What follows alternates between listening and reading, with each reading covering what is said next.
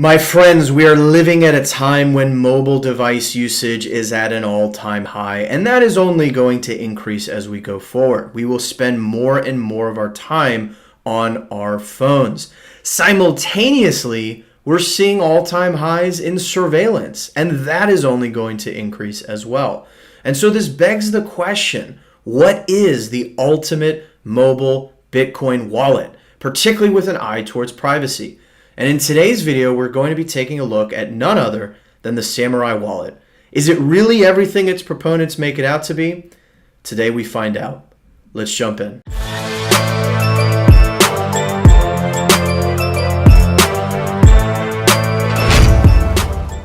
Welcome back to another video. My name is Ian Major. I'm an entrepreneur, Bitcoin pleb, and all-around raging capitalist, and I have been eagerly awaiting the day that I finally shoot this video. Samourai Wallet is a mobile Bitcoin wallet focused on privacy. They call it the Bitcoin wallet for the streets, and I love that because when you think about hyper-Bitcoinization and the world we want to live in, where you're using Bitcoin on an everyday basis, the interface that conducts that type of activity is going to be your phone, right? And indeed, the reason that I've waited this long to do it is because I'm an iPhone user. And so I have specifically gotten a Google Pixel 4. I've done prior videos, as some of you know, on how to de-Google that Pixel device. I have Calyx operating system running on my Google Pixel 4. And so all of those pieces I wanted to have in place in order to do this video. Samourai Wallet is Android only. That is the catch. But today's going to be a meaty video. We're going to be going into the setup, all the different kind of features and functionality. There's definitely going to be some advanced topics that I probably won't have time to cover in this single video. But I also want to do this thing justice. It is jam-packed with some truly impressive privacy-preserving features. But is it really the ultimate option for your mobile device? Today we're going to find out, so you won't want to miss a thing. For those returning to the channel, welcome back, my friends. As always, it is great to have you. And for those new to the channel, I welcome you as well. 80% of you watching right this moment who are not currently subscribed. So if you like this content, I invite you to consider subscribing. I've got some fantastic topics that are coming up in the very near term that you're not going to want to miss. I cover all manner of things Bitcoin, including tutorials such as this, news, analysis, how-tos. You want it, I cover it. That's as simple as it gets. But without further ado, let's jump in. And I want to first go through just a very brief overview of Samourai Wallet because it truly is a beast. And then we're going to get into the tutorial step by step. Let's jump in.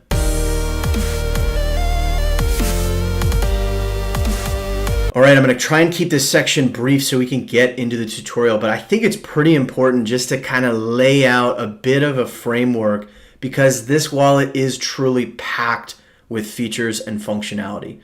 So again, rattling off the basics, as we said, Samourai Wallet is a mobile Bitcoin wallet for Android only. It's completely non-custodial, so you remain in control of your keys the entire time. They relay traffic through Tor, which is becoming more common in the leading wallets these days, which is great to see. You can use your own node with Samourai Wallet. They do have their own kind of best practice implementation that's from them, which is called Dojo. There's also Ronin Dojo, which has come out with an absolutely gorgeous plug-and-play Tanto, they're calling it, node. So today we're going to see if I can get my Umbrel node connected to it. But suffice to say, you have support for different node implementations. My node's another one, etc., which is great.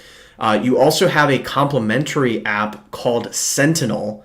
Now, I'm not going to be covering Sentinel today, but what Sentinel allows you to do is create any number of watch-only wallets so that you can monitor your balances as well as receive Bitcoin into those watch-only wallets. So for example, you could literally have like 2 Android phones, one of which has no connectivity to the internet at all.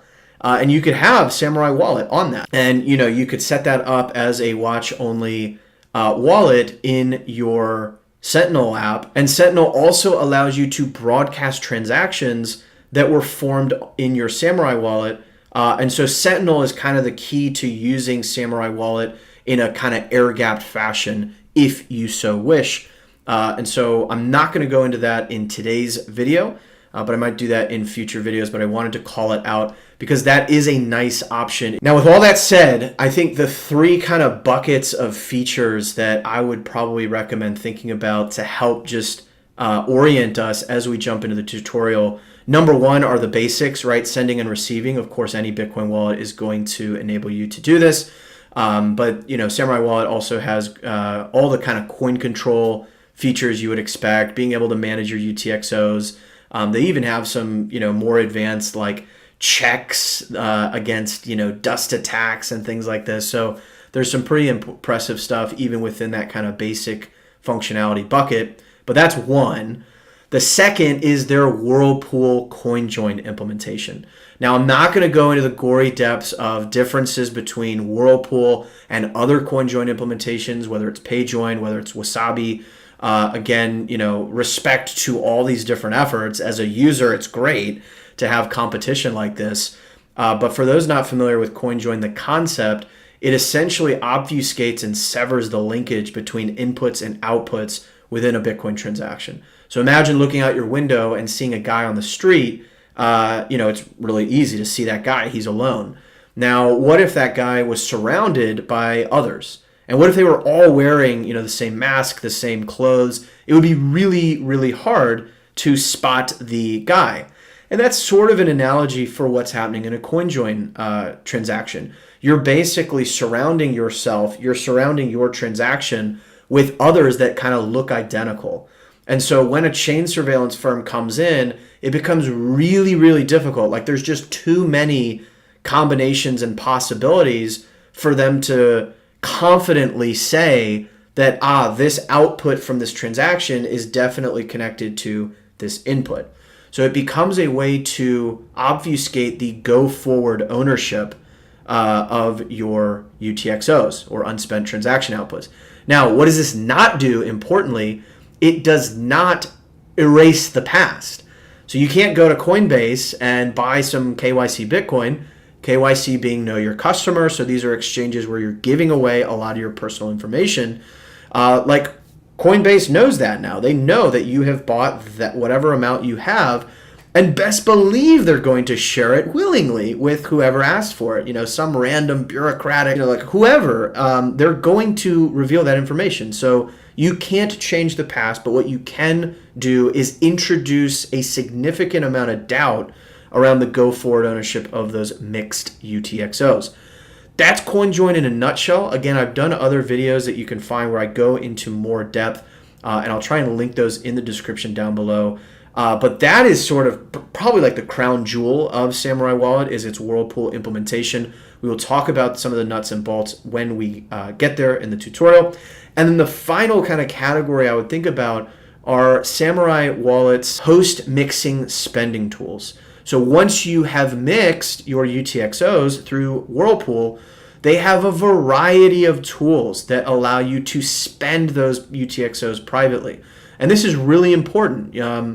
If you've gone through all that effort of mixing your UTXOs for privacy, you want to make sure you're not recombining those UTXOs and spending those in a way in which you're undoing what you just strove to accomplish. We'll talk about Stonewall 2x, Ricochet, Stowaway. There are a ton of tools that make this, I think, the best in class when it comes to post-mix spending tools for sure. And I don't think it's close. So there you have it. My expectations are pretty high, but we're going to go ahead and jump into the tutorial and find out whether the app actually lives up to those expectations. Let's go ahead and jump in.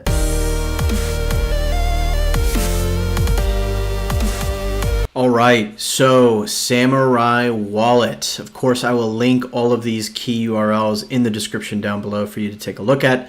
But as you can see, a Bitcoin wallet for the streets. What we want to do is come over to the download section at the top. Quick shout out, they do have terrific documentation. Really impressed with the documentation that's available. So check that out as well. But we'll go over to download. And again, I would recommend, the whole point of this is to preserve our privacy. And so I would recommend against the easiest kind of Google Play option, because Google Play, records everything you do, right? That's, now you could say, well, I have a throwaway Google account, and that's fine, but like just something to keep in mind, right? And so what we're doing in our case is we're going to be using the F-Droid option. And so this gives us a repository that we can pull in to our F-Droid. Again, F-Droid is an open source, essentially app store, that doesn't kind of track what it is you're downloading or doing, etc. And so I've done a prior video on exactly this if you are so curious. But what we can do is scan this QR code. There's a good FOSS app called Binary Eye, which you can get directly from F-Droid as well, which allows you to scan QR codes. And so that is what I am doing with my Android device. Alternatively, you can go to F-Droid, navigate to settings, and add a repository and type in the following information. You don't have to do the fingerprint, it's optional, but it is good to have that in there. This would be my recommended approach, but regardless, get Samourai Wallet on your phone, and let's go ahead and hop over. All right, so here we are, my friends. I've got Samourai Wallet, as you can see, installed in the top left. I know the background here is Ronin Dojo, but I just thought it looked cooler. So again, we've gone through, gotten it off of F-Droid, and we'll open it up for the very first time. Now, it's saying select network, and so this is nice. Like, you can do testnet and go get some testnet Bitcoin from a faucet. You can obviously do that for free and play around with some of these privacy techniques before, going to mainnet, and so that's nice. For now, though, I will hit mainnet. And it says, break free of third-party custody, remain in complete control of your wallet at all times. The perfect toolbox for managing your Bitcoin experience privately. So again, as we discussed, Tor, you've got dust alert. So if someone tries to dust attack you, sending a tiny, tiny, tiny amount of sats to, your wallet and hope that you don't notice and that you go on to spend those, right? That helps chain surveillance firms, privacy scoring. So it really is action-packed. As we alluded to, you have this offline mode, which allows you to interact with your Bitcoin even without any form of data connection at all. We will not be doing this today, but there are some cool possibilities, either using air-gap transactions through Sentinel, or they even have a mesh network that you can kind of broadcast through. And of course, connect your wallet to your own full Bitcoin node with a single QR scan. So let's get started. Now, the very first thing we're being presented with is to choose a backup directory. This is super, super important. So choose a good location, obviously that you won't sort of lose. And this is going to be an encrypted backup of the wallet. So it'll be encrypted by a passphrase that we are going to select later. And it will contain, your seed for the wallet and all that good stuff. So this is your backup. Treat it very, very carefully. All right, so let's just create a dedicated folder for this. Great. We'll allow it. All right, there we go. Would you like to enable Tor? Absolutely. So it'll now initialize Tor. Certainly a best practice. Keep in mind this will, of course, all things equal, potentially make certain things run a little bit slower. One other kind of tip is sometimes you'll open the wallet and you'll see a kind of white loading bar. You want to let that loading bar complete before you do anything. But again, very, very good practice to have Tor active and enabled. And then it says, would you like to connect to your own Dojo server? All right, gang, a quick note on nodes. So I was going to use my Umbrel node because, if you come over to Connect Wallet, for those of you who have an Umbrel node and are familiar with this, you can choose whatever wallet you want to integrate with. And of course, they have an option for Samourai Wallet. Not only do they have an option for Samourai Wallet, they also have this handy Samourai server app that serves as a Dojo backend for your Samourai wallet. So, you can click on this or just simply go to the App Store and you can see I have indeed installed it.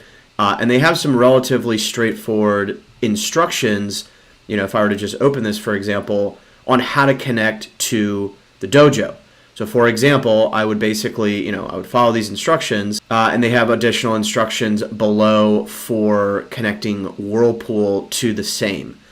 Now, I'm not going to actually do or show this because I ran into some issues whereby, the first time I went through the app, I followed these instructions, paired up my Umbral node, sent some Bitcoin to my Samourai wallet, and for some reason the balance wasn't updating. So this is indicative of some type of communication issue where my node wasn't properly able to pass information that it had queried against the blockchain to my Samourai wallet. And it turns out there seem to be a number of Umbral users that have run into this same issue. Now, admittedly, I do need to update my Umbral. I'm on an old version. Who knows if that'll fix it? But for purposes of this video, I'm just going to basically proceed without connecting my own node. That is not a best practice, but it's not the end of the world. It simply means that you are going to be using Samourai's nodes and servers, right? So again, ultimate setup is always going to be running your own node.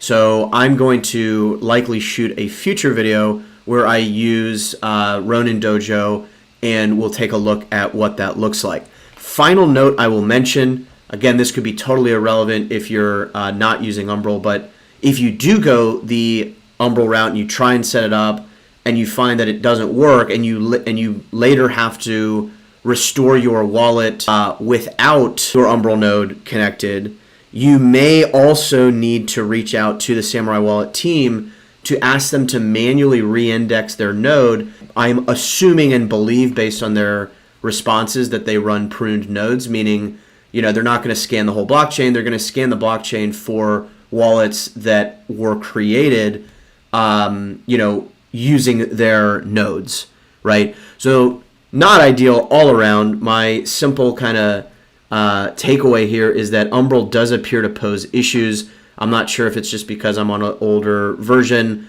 but I'm not going to worry about that now. I'll do a future video, and if you're doing this from scratch, I would suggest you first look into Samourai Wallet's Dojo or HNeYNTadDiE, which are tailor-made for Samourai Wallet. There you have it. And now we are ready to create a new wallet. Now, if you did have an existing seed, you could, of course, restore that, but we will go ahead and create a new wallet here. And we will put a passphrase on this. Now, this is important. This is the passphrase that is going to encrypt the backup that is stored in your file system on your phone. And importantly, you will also want to write this down along with the seed phrase that we will see shortly, which together are going to get you to your funds. If something were to happen, you lose your phone, you need to recover the wallet, you will need this passphrase along with your seed phrase. So, get a pen and paper handy as well. I'm going to go ahead and create a passphrase and be right back. We'll also put in a PIN code. So again, pick something strong. This would be, you're in the street and someone robs you, takes your phone, right? They couldn't get to your funds unless they know the PIN code. All right, the next step, encouraging us to create an offline paper backup. So again, highly recommended. And it'll give you a downloadable PDF template, which I will flash up so you can see what it looks like. So these are 12-word seeds. And this is super useful as well because it also has the derivation paths for the different pieces of the account space in a Samourai wallet. And this has to do with all the different sections we'll discuss in the context of Whirlpool and coin mixing. And so even if you're not using this worksheet, I would encourage you to still download it just so you have the derivation paths. And then of course you want to note down your passphrase, your PIN, and your seed, ideally in separate in separate places, so that if someone has one, they don't have the other. But you can do it either way. You can use this worksheet or just write things down. But I wanted to call out the derivation paths in particular because if you were to need to restore into some other wallet software, you would need to have these derivation paths. So let's go ahead and proceed. And we've got our 12 words. So we're going to write these down and be right back. And as you will see, it is initializing the wallet And we also have this little pop-up, this little robot guy. What is this? So claim your PayNym bot. What this is Samourai Wallet's implementation of BIP 47, which is essentially, BIP is just Bitcoin Improvement Proposal. And what this is it allows for a reusable code that behind the scenes manages and reuses addresses in such a way as to where you don't have to kind of share your address out, right? Like if I wanted to send funds to a friend, I would have to send the address to that person, maybe through an encrypted messaging app, right? And therefore I have to trust that the messaging app is not going to, have a leak and, my addresses get out. Again, there's nothing wildly sensitive about your addresses, but it is a hit on your privacy, because if someone knows your address, they can go and see how much balance is associated with that address and also see the history of it as well. And so in a nutshell, PayNym basically allows you to conduct any number of payments with someone else in a way in which you don't have to kind of reveal or share your addresses. So it's just yet another kind of step in protecting your privacy. I find it pretty surprising that, as far as I know, Samourai is certainly the most well-known wallet that has implemented an actual, operational form of BIP 47. And so this bot, this little like cartoon figure, is a unique representation of your wallet. So, no one will ever get this exact same, little robot. And that's just a visual, it's just so you can visually associate. Again, maybe you have some friends who have a PayNym and, it kind of becomes a sort of avatar. You'll probably see a lot of these on Twitter if you've ever wondered what those are. They are PayNym bots. So we'll go ahead and claim it.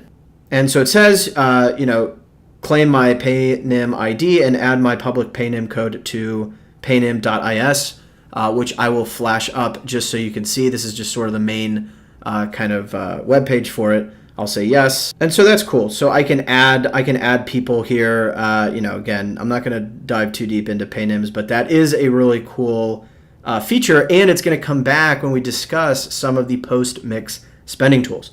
So let's come out of that. So here we are. We've got our blank sort of wallet. So let's explore a bit. So we've got this little icon in the top left that allows you to switch over to your kind of Whirlpool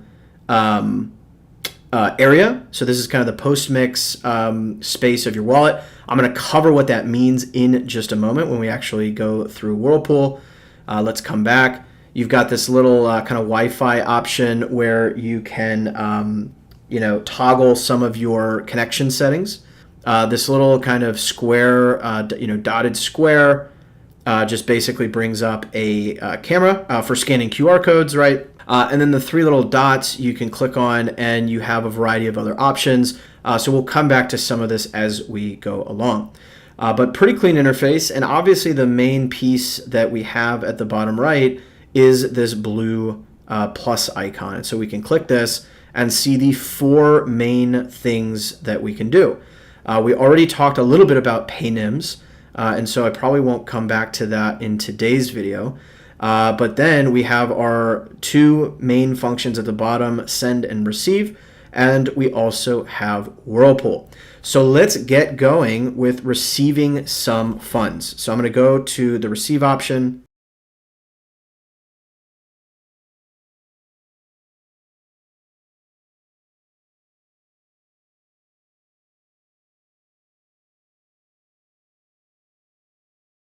All right, and of course we are presented with an address. And so what's nice about Samourai Wallet is it is going to never reuse addresses, which is a key best practice. And so it's just going to take care of that for you.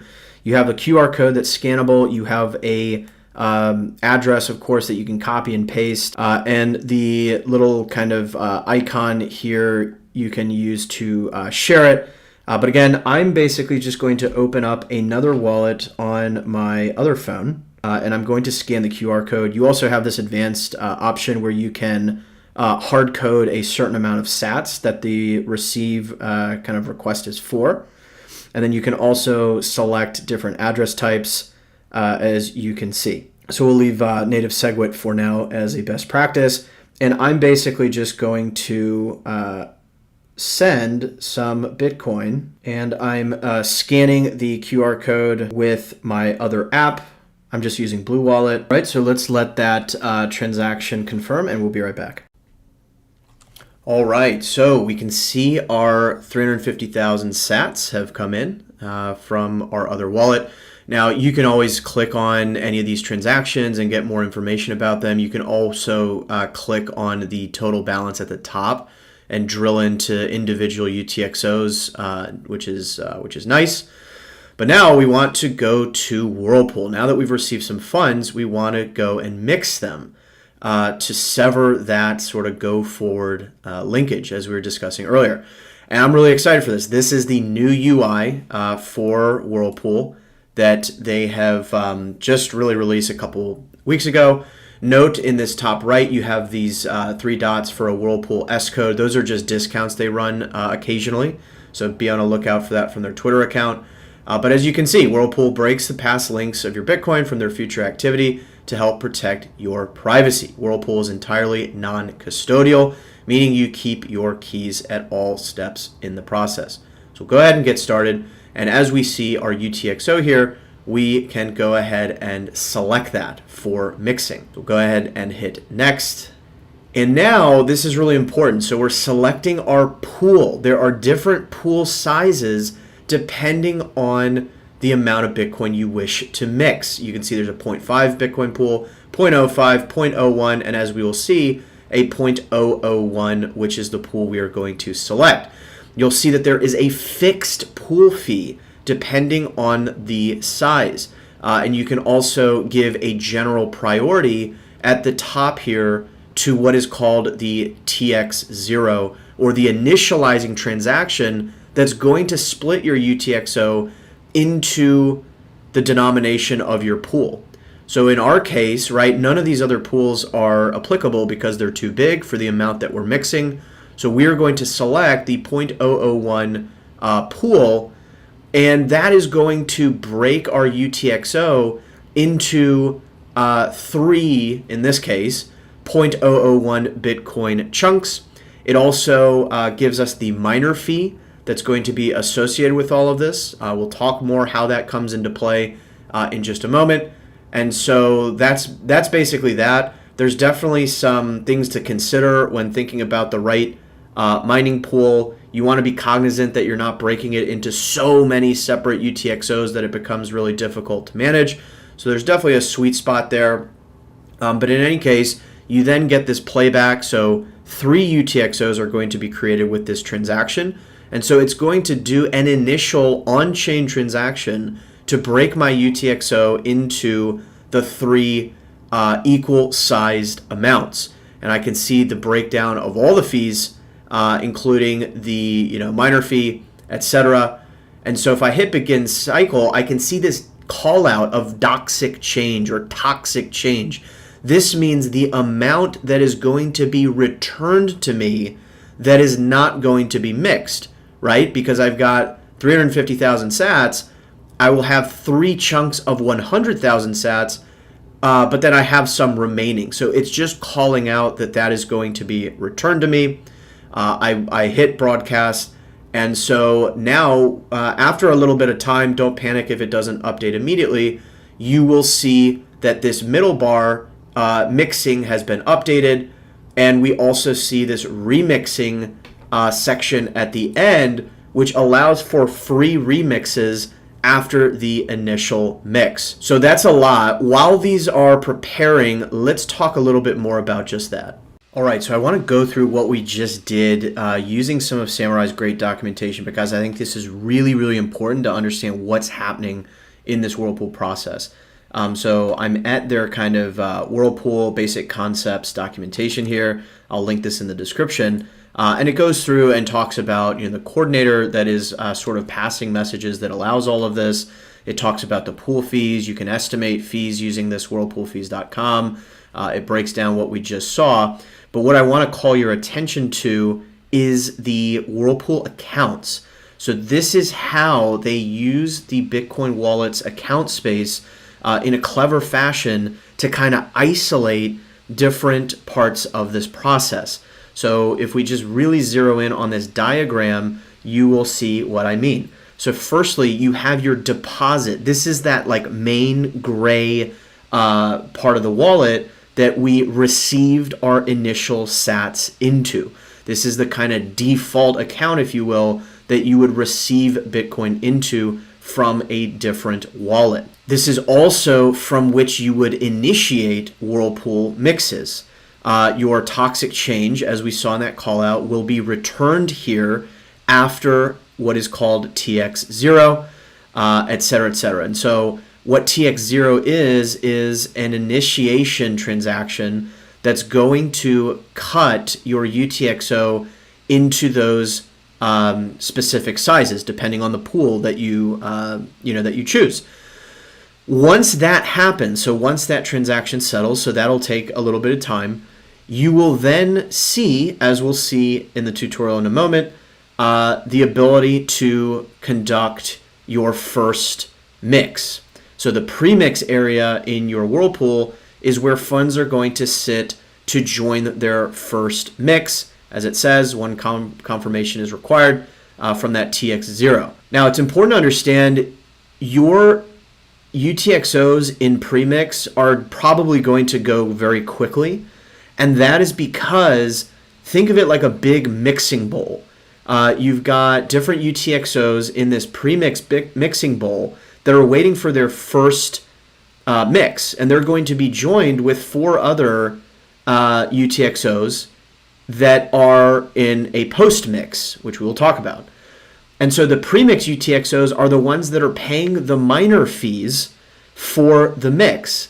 And so because just think about it, like there's probably going to be just more post-mix UTXOs sitting and waiting to be remixed than there are premix UTXOs waiting to be selected initially. And so there has to be at least one premix UTXO in every, maybe it's 2, I'm not exactly sure, don't quote me on that, I'm sure this documentation has it, but suffice it to say, each mix requires there to be new liquidity, i.e. UTXOs that have not yet been mixed, in order to ensure that you're not just mixing and mixing and mixing the same UTXOs over and over again.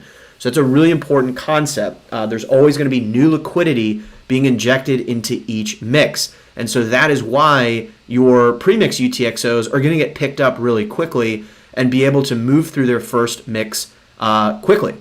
And those premix UTXOs are also the ones paying the miner fees. Now, once that first mix happens, they will automatically go to your post-mix section of your wallet. Again, we will look at what this looks like in the app in just a moment. And what's really nice is that you could freely remix, forever, right, if you want. Now, the important part is you need to make sure the Whirlpool client is online. So, for example, if you're doing that on your phone, you need to make sure your phone's not going to go to sleep. There's apps to help with that, things like that. But that is kind of the one caveat. The Whirlpool client does need to be sort of open and online, so you can't lock your phone or things like that. There is a desktop GUI that you can download from Samourai wallets. So I think if I go to products, if I go to the download section for Whirlpool, which makes it, I think, a lot easier. So the desktop GUI, you can, a lot of people, I think, are going to probably prefer to have their laptop or computer not sleeping than their phone, right? For kind of battery life considerations. But just know that you have those options. You can do free remixing as long as you want. You can do it on your phone as long as you leave the phone on and it's not going to sleep.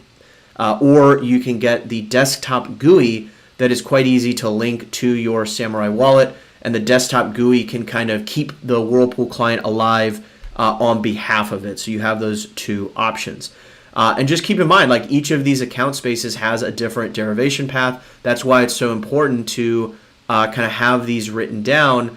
If, for example, you had some UTXOs in your post-mix kind of wallet and something happened to your phone and you needed to restore your wallet into a completely different software other than Samourai Wallet, you would need to have this derivation path. So there you have it on account structure, really important to understand. But the good news is, like, this is all happening sort of behind the scenes and under the hood. And you don't have to like necessarily worry about this. I just think it's important to understand it. All right, so indeed we can see TX0, and you can see that reflected in kind of both places here. If we pop back to our mixing, we'll see that eventually it will turn over and you'll be able to get the mixes started. So you have these little play and pause buttons on the right, which you can use to kick things off. It will go automatically if you don't do anything. As long as your phone is again open. And as you can see, it sort of moves through these phases relatively quickly. Like once your UTXO gets picked up for a mix, the mixing process itself goes quickly. I hit accidentally this other UTXO, but you can sort of see the steps. It registers the UTXO input, waits for a mix, joins a mix. It's going to be able to do that relatively quickly because of what we discussed earlier, registering outputs, and then ultimately signing the outputs as well. And so you'll see this process, once it starts, goes quite quickly. And so it'll then move on to the next one, and so on and so forth. So let's skip ahead a little bit until they're all complete. And so we've got our first mix completed with each of them. It says your coins have been mixed, and indeed we see the process move over to the remixing tab. So now these UTXOs can be remixed for free as many times as we want, right? And you'll see the kind of little loading icon here for a moment, and then eventually it will turn over and you'll be able to remix your UTXOs. And so, keep in mind that as we were discussing earlier, these will likely go a lot slower. Like it'll just take a lot of time for it could take a lot of time for your UTXO to get picked up. So as you can see, this registered input step, it may just hang on that for a while. It's totally random how the mixer picks his UTXOs across different users. And so you'll just kind of have to be patient, but there you have it. So you get free remixes as much as you want. So now that we've got at least a mix down, let's explore the different ways that we can spend our mixed sats. The bottom right Whirlpool little blue icon is one way, and so you get this menu that says Mix UTXOs or Spend Mixed UTXOs, and this brings you to that interface. Another way, if we go all the way back, I just want to show you the different ways to do this. Of course, you can get to the Whirlpool option right from the start from the bottom right, or in the top left, you can hit this Samourai icon and get to your post-mix wallet. So a couple different ways to get to what you want to do.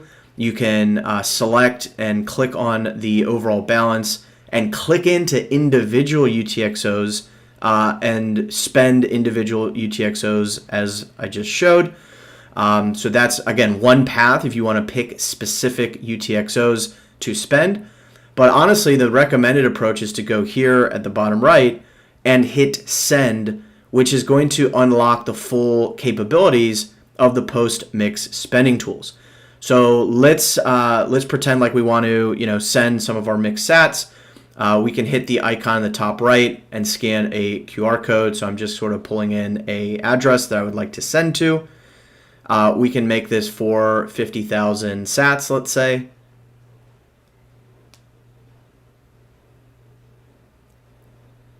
And so now let's just go to review transaction. And you'll see that, of course, I can change the transaction priority, but the key piece here is this stonewall protection that you see at the bottom. And it also gives us this little measure of transaction entropy. So it's kind of like a privacy score. What Stonewall is doing is it's attempting to create a phony sort of coin join transaction using your UTXOs. So you're kind of like combining your own UTXOs to create this phony coin join transaction. Now, if I come back and change the sats amount to 100,000 sats, you'll see that it's no longer available. And that is because of the way that it needs to create a certain number of outputs that allows it to do what it's doing.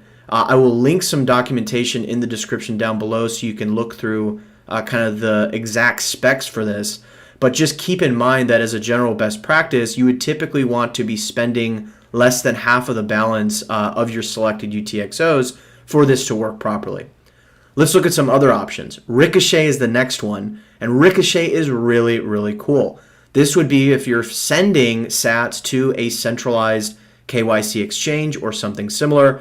And what Ricochet does is it basically adds different steps between you sending this and the exchange receiving it. And that is simply so that the exchange, they'll often look like one step back of the transactions coming in.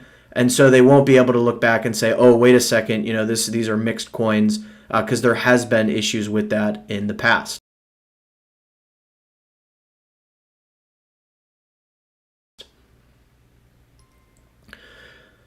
Now, if we go back and go to Cahoots, we get the final couple of options. We see Stonewall X2, which is instead of creating your own phony coin join transaction, you're actually partnering up with someone else to do exactly that.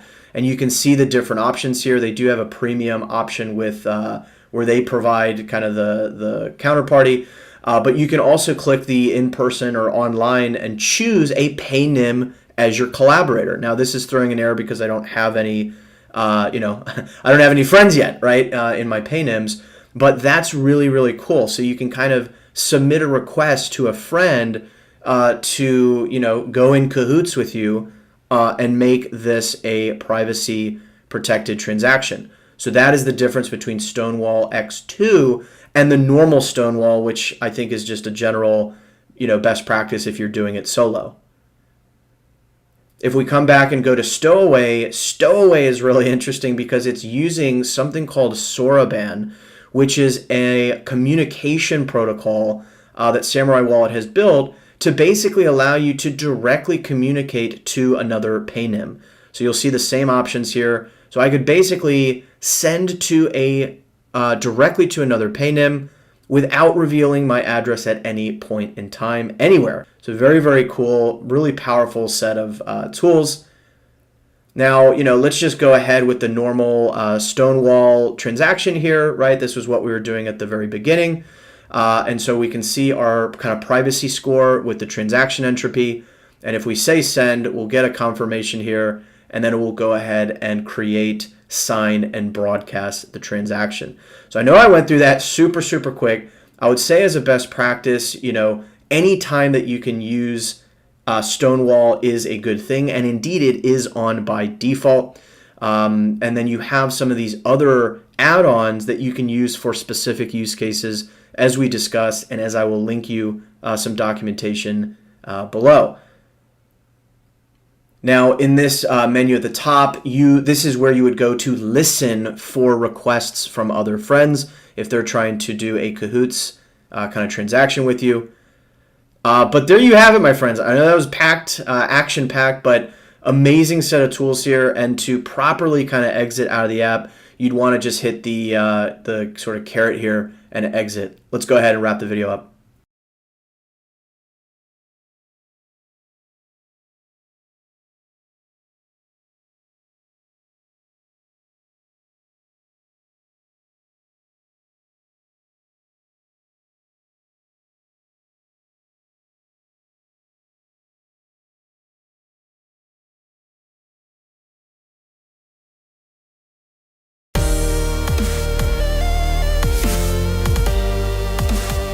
All right, my friends, there you have it. I told you this was going to be a beast of a video, and I think this met the criteria there. Just as a quick recap, we went through Samourai Wallet. It's kind of different features and functionality. We went through the setup process. We took a look at PayNyms, Whirlpool, post-mix spending tools, and guys, my conclusion, there is absolutely nothing else even remotely close to this in a mobile realm. And I would probably go so far as to saying any Bitcoin wallet in terms of, the full suite of privacy preserving techniques and tools that are built in. The only thing that comes remotely close is Wasabi. Now again, Wasabi Wallet 2.0 is hopefully coming soon, and I am extremely excited for that as well. It's great for us as users that there's this great competition between these two amazing teams. But that is my conclusion for now. I'm curious to hear what you think. Leave me your thoughts, questions in the comments down below.